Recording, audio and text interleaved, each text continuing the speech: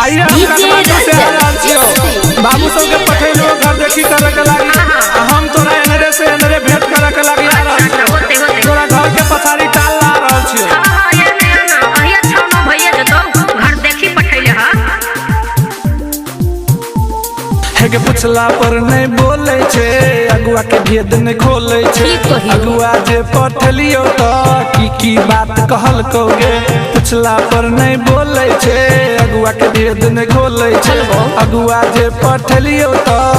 की बात कहल कोगे 10-10 लाख रुपया रे छोरा बाप दहेज मंगल कौरे इस भल जानी बच भर सोना बुलेट गाड़ी मंगल कौरे 10-10 लाख रुपया रे छोरा बाप दहेज मंगल कौरे पूछला पर नहीं बोले छे अगुआ के भेद नहीं खोले छे अगुआ जे पठलियो त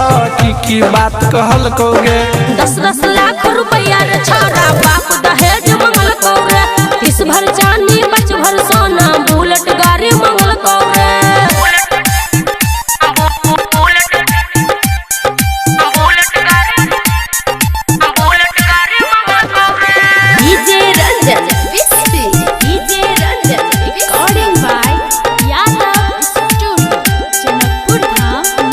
भेजले रहियो अगुआ के बात के हम मिला बेला हमने जनली चल गेलो तोरा सबके डरा बेला डरबे लाल छो रे माथा घुमा देलके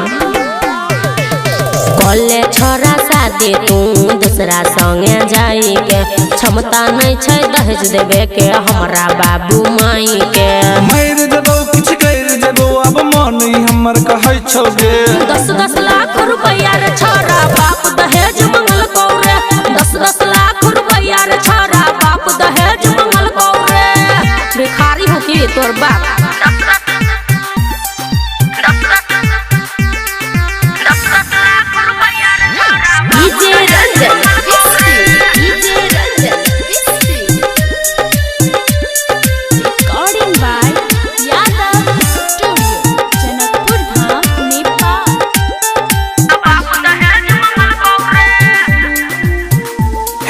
प्यार करे छी तोरा स